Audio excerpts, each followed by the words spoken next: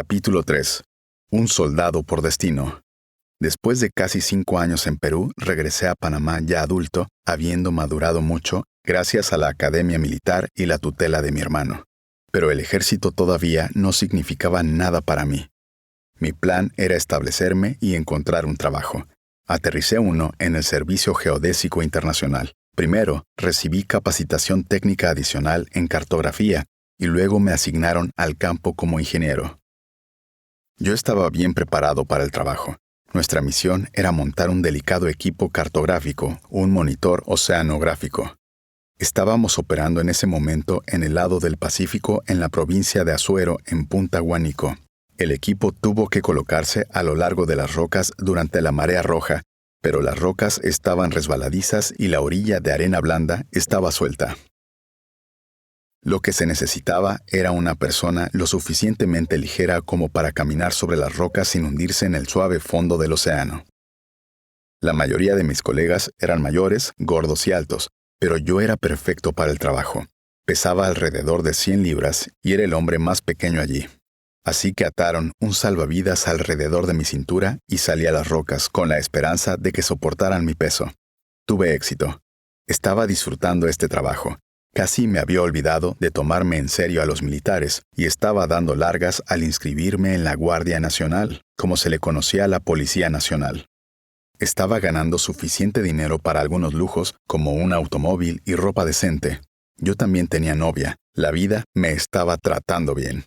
Me había establecido en una rutina y esperaba una vida sólida y tranquila. No tenía idea de cuán dramáticamente cambiarían las cosas. Todo comenzó durante las celebraciones del Carnaval de Cuaresma en 1962, poco después de mi regreso de Perú. Conduje hasta Colón con mi novia y algunas otras personas para ir de fiesta por la ciudad. Íbamos camino a la primera parada cuando, de repente, pinchamos una rueda. Todo estaba cerrado por vacaciones y no tenían repuesto. Entonces comencé a caminar. Estábamos cerca del cuartel militar local y me dirigí en esa dirección. Tenía amigos allí y sabía que me podrían echar una mano. Entré en la sede, buscando a mis amigos. Al principio me decepcionó que solo hubiera unas pocas personas alrededor, pero luego hubo algo de agitación y ladridos de órdenes en la distancia, seguidos por el sonido de personas que se acercaban. «¡Atención!», escuché a alguien decir. Instintivamente, como nuevo cadete graduado que era, a pesar de que no estaba en uniforme y no me había presentado para el deber, me apresuré, golpeando mis talones mientras lo hacía. Entró el comandante del batallón, ya un hombre famoso dentro del ejército. Era alto, con una frente prominente y ojos brillantes. Parecía energizar la habitación. Su nombre era Omar Torrijos. Torrijos ya se había ganado la reputación de ser uno de los nuevos líderes dentro de la Guardia Nacional, que era una institución muy diferente en ese entonces. En gran medida subordinada a los intereses comerciales, seguía siendo la organización representativa que había sido durante mis días de estudiante, capaz de sofocar los movimientos de protestas en nombre de los Estados Unidos y las clases ricas. Torrijos, sin embargo, tenía una fama de ser un pensador independiente y era muy respetado entre los jóvenes reclutas como yo. Panamá es un país pequeño, y en ese momento no había más de varios miles de personas en la Guardia Nacional. Muy pocos eran oficiales de academia, y menos aún habían ido a la Academia Militar Peruana. La mayoría de los hombres se conocían. Ciertamente sabía que era Torrijos, y Torrijos había oído hablar de mí de varias fuentes. Primero, yo era uno de los pocos cadetes que se habían entrenado en Perú. En segundo lugar, yo era hermano de un diplomático bastante conocido. Quizás también me había ganado la reputación de tener una mente propia. Torrijos pareció reconocerme, aunque pensé que nunca nos habíamos conocido. «Tú eres Noriega, ¿no?» «Sí, señor. Ven arriba conmigo». Seguí a Torrijos a su oficina, olvidándome por completo de mi auto, mi novia y la fiesta. Ahí estaba yo, recién salido de la escuela, un miserable segundo teniente que ni siquiera había comenzado su servicio formal y de repente el comandante local me lleva con él. Hay una gran diferencia entre un mayor y un segundo teniente, y yo estaba en estado de shock. Subimos al segundo piso del cuartel, donde Torrijos tenía su oficina, que por cierto se conservaba como entonces. Se dirigió a mí informalmente. «Tomemos un trago», dijo Torrijos. «Muy bien, señor, a sus órdenes», Respondí como nos enseñaban en la escuela de cadetes. Tomaré un trago. Pero Torrijos pasó por encima de las formalidades y el ambiente se volvió más informal.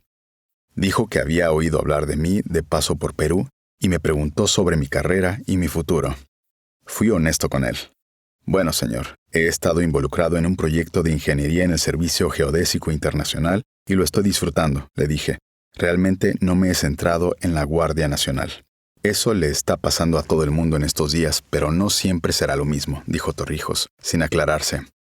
Algunos de nosotros estamos buscando una nueva era en la Guardia Nacional. Lo dejó en ese tono cómplice y cambió de tema. Escucha, hijo, soy el invitado de honor en el toldo, el baile del carnaval de la base. ¿Por qué no vienes? Bueno, tengo algunos amigos conmigo, respondí. Está bien, tráelos. Reuní a mis amigos y nos fuimos a la fiesta. Durante el periodo festivo se realizan fiestas y bailes y mascaradas de todo tipo. Comenzando el fin de semana anterior y culminando con la gran celebración del martes anterior a la Cuaresma. Me había invitado a la gran fiesta del carnaval en Colón. Fue una gran emoción ser arrastrado junto con él. En cierto momento de la noche, volvió a sacar el tema de los negocios. ¿Ves?, dijo. Hay quienes creemos que la Guardia Nacional podría ser más de lo que ha sido, que podría reestructurarse, me dijo todavía siendo vago. Bueno, incluso decir esto estaba cerca de causar problemas. Lo que decía en tantas palabras era que se hablaba de rebelión. El líder de la Guardia, en ese momento, Bolívar Vallarino, mantenía una línea conservadora y no habría tolerado un movimiento de cambio dentro del cuerpo. Fui vago y teórico en lo que dije también. Creo que mi formación militar no tiene nada que ver con lo que veo en la Guardia Nacional como fuerza policial, dije. Corren en direcciones opuestas. Ser policía no tiene nada que ver con ser soldado profesional. La conversación siguió así durante un rato hasta que Torrijos dijo, «Entonces, ahora que te graduaste, ¿qué vas a hacer? ¿Te gustaría trabajar para mí?», preguntó. Esa fue una pregunta difícil. Mis pensamientos habían estado lejos de los militares. Mi trabajo fue muy satisfactorio. Por otro lado, ese encuentro me había tomado completamente por sorpresa. Encontré la conversación sobre los militares muy en línea con mis sentimientos del nacionalismo, con mi análisis de lo que podría ser la Guardia Nacional. Me cautivó inconscientemente el estilo de Torrijos, tanto que me escuché responderle con entusiasmo. «Sí, señor, mucho. Pero se supone que debo empezar un curso de geografía con el Servicio Geodésico Internacional. Tengo mi trabajo allí». «No hay problema», fue todo lo que dijo. Eso fue todo. La oferta para trabajar con él pareció perderse en la fiesta. El carnaval vino y se fue. Regresé a la costa, de vuelta a mi trabajo de mapeo, resbalando y deslizándome por las rocas de la costa, feliz de seguir mi carrera trabajando para el servicio geodésico. Se consideró un trabajo de ciruela. Me pagaban bien, recibía elogios por mi trabajo y estaba conociendo el corazón del país. Unos 4 meses después recibí un telegrama urgente de Luis Carlos, quien para entonces también había regresado a Panamá. «La Guardia Nacional está comisionando a 4 oficiales y su nombre está entre ellos», decía el telegrama. «Vuelve a casa tan pronto como puedas». Torrijos no había olvidado su oferta. Se había puesto en contacto con mi familia, les contó sobre la vacante para oficiales y me convocó de vuelta a la sede. «¿Qué se necesita para que empieces a trabajar para mí?», preguntó. «Bien, bueno, señor», le dije, «me están pagando $500 al mes. Era mucho dinero para un joven soltero como yo. Vivía con parientes y no necesitaba mucho para vivir». «Pues bien, ven a trabajar para mí y te buscamos un trabajo y algo de dinero», dijo Torrijos y agregó que discutiría el asunto con el general Vallarino. Y así fue como empecé a trabajar para Torrijos. Intuitivamente vio en mí a alguien en quien podía confiar. Su confianza valió la pena para los dos. Yo estaba dedicado a él. Él sabía que yo estaba comprometido a hacer cualquier cosa que me pidiera u ordenara que hiciera. Pero yo no era de ninguna manera su sirviente o sentado a sus rodillas, no recibí ningún trato especial. De hecho, cada vez que hice algo malo, no perdonó el castigo. Hubo una vez, por ejemplo, cuando todavía era un novato, que un par de amigos y yo decidimos saltar el muro del cuartel en Colón y salir de fiesta. Era el 31 de diciembre de 1962, el mismo año en que Torrijos me llamó para trabajar con él. Los otros eran Pedro Ayala, teniente de pleno derecho, y Agustín Barrios y Luis Turber, ambos subtenientes como yo. Colón se llenó de discotecas y bares. Era un ambiente perfecto para un grupo de jóvenes soldados que pasaban un buen rato. Pero estábamos confinados en la base por alguna razón disciplinaria. Sin embargo, era la víspera de Año Nuevo y no podíamos soportar estar lejos de la acción. Así que hicimos una carrera para ello. «Vamos a bailar», dijo Ayala. Llamamos a unas chicas que conocíamos y salimos de fiesta. Hay muchos locales nocturnos en Colón, pero elegimos el equivocado. Después de un corto tiempo, una antigua novia me vio con estos amigos y comenzó a hacer una escena. Le había estado evitando recientemente y ella estaba enojada y lista para pelear. «Pensé que me habías dicho que estabas confinado en la base», dijo. «Parece que te escapaste». Le dije que se metiera en sus propios asuntos. Empezamos a discutir. Está bien», dijo, mirando a las otras chicas. «Adelante, regáñame». Ella se alejó enfadada. No pensé más en eso. Nos quedamos fuera toda la noche. Los chicos y yo regresamos a la base al amanecer. Todo habría estado bien, excepto que mi exnovia estaba buscando venganza. Inventó una historia y se la contó a su padre, quien lamentablemente era miembro de la Asamblea Nacional. Casi sin dormir, nos llevaron a la oficina, acusados de haber estado ausentes sin permiso. Torrijos ya había recibido una llamada del comandante Vallarino diciendo que el asambleísta en cuestión había llamado para protestar por el trato que le daba a su hija. La niña se quejó de que le había insultado y le había faltado al respeto en público. El mensaje de Vallarino a Torrijos fue simple: encuentra a Noriega y sácalo de la Guardia Nacional. Mi carrera no le importaba a este político, que estaba abusando de su poder como miembro de la clase dominante, mezclando los asuntos personales con la carrera de alguien. «Líbrate de él», fue todo lo que dijo a Vallarino. Y Vallarino le pasó el mensaje a Torrijos. «¿De qué se trata todo esto?», preguntó Torrijos. «No me voy a defender», respondí. «Acepto cualquier castigo que quieras imponerme». Torrijos estaba muy enojado. Había estropeado su año nuevo y tuvo que lidiar con Vallarino en lugar de tener el día libre. «Tienes razón, señor», le dijo a Vallarino. «Debería ser expulsado». Se ausentó sin permiso y en lugar de defenderse, se paró frente a mí y dijo que no tenía nada que decir, que estaba de acuerdo con cualquiera que fuera nuestro castigo. Torrijos me dijo lo que dijo Vallarino y siempre lo recordé. «Me gusta este oficial porque defiende su honor y su comportamiento militar. Castíguelo dentro del cuerpo». Así que Torrijos volvió a mí, sacudiendo la cabeza, su ira disipada. «Le echarás un vistazo a esto», él dijo. «Estoy listo para dejar que se deshaga de ti y que te salve el pellejo». Desde 1962 a 1969 subí de rango. De teniente pasé a capitán, luego a mayor. Fueron años importantes en los que me hice muy cercano a Torrijos. Aprendí sobre sus sueños y sus metas. Estaba en camino de convertirse en el líder de la Guardia Nacional. Lo que más me impresionó fue su humanidad y su capacidad para prosperar en la adversidad. Torrijos fue trasladado de Colón a Chiriquí en febrero de 1963, unos 10 meses después de nuestra reunión de Cuaresma. Fue en Chiriquí donde reunió a su alrededor a los jóvenes oficiales que emplearía para cambiar las Fuerzas Armadas y el país. Yo era uno de los elegidos. Torrijos había visto la pobreza extrema y la injusticia social en Colón, donde la mayoría de la gente quedó a la sombra de los gigantes exportadores de fruta y envíos estadounidenses como la United Fruit Company, que controlaba la economía panameña junto con sus líderes políticos. En Chiriquí se empeñó en promover mejoras en la suerte de los trabajadores panameños. Se convirtió en un líder militar activista como el país nunca había visto. Estaba interesado en todo, desde mejoras en las carreteras hasta el desarrollo rural. El comando de la Guardia Nacional de Chiriquí se convirtió en un centro de desarrollo social. Torrijos creía que la clave era la participación ciudadana en el gobierno.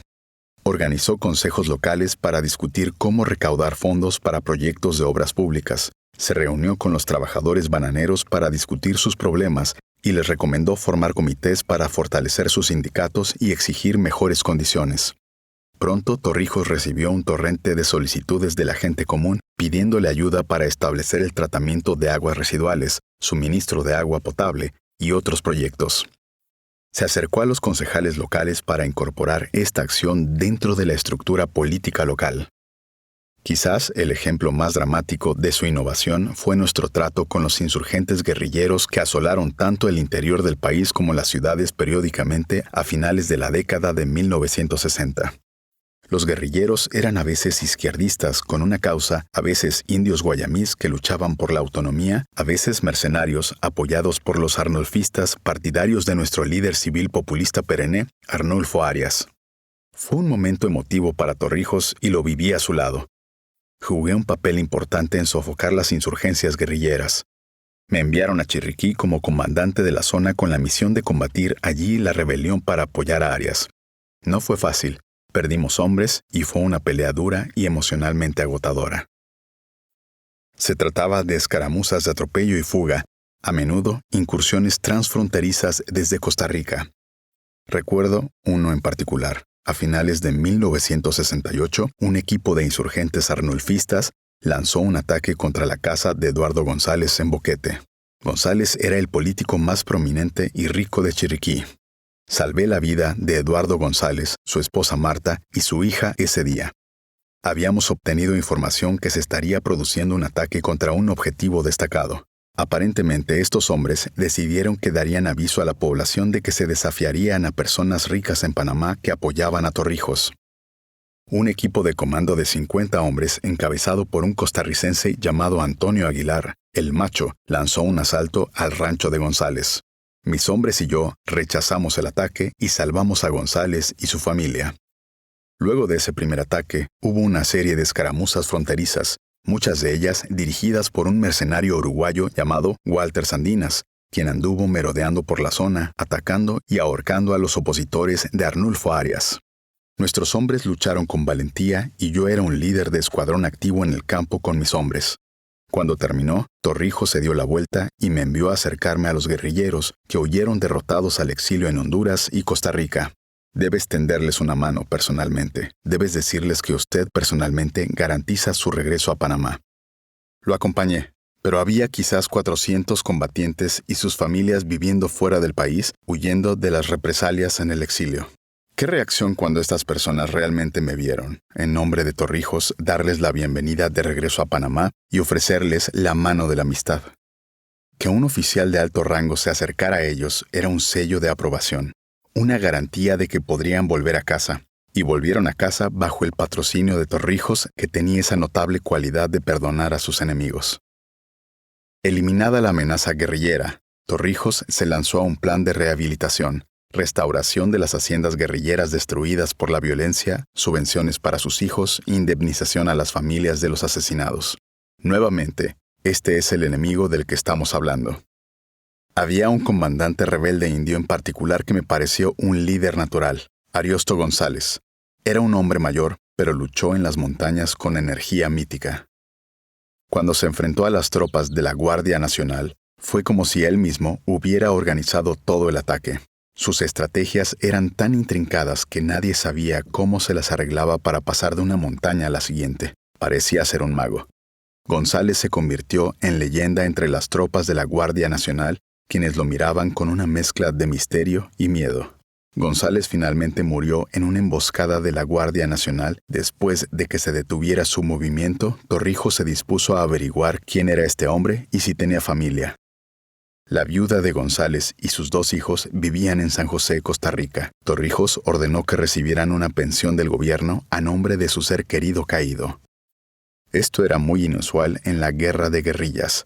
Dudo que escuches mucho sobre este tipo de humanitarismo en muchos otros países mientras lidiaban con el declive de sus insurgencias guerrilleras.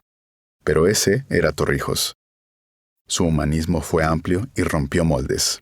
Hubo un golpe militar en 1968 y un año después, Torrijos estaba al mando único del gobierno. En ese momento, se había demostrado inequívocamente que mi lealtad era inquebrantable. Puedo enviar a Noriega a cualquier misión, desde comprar un regalo para una mujer hasta marchar a la batalla. Le decía Torrijos a la gente. Noriega siempre estará ahí.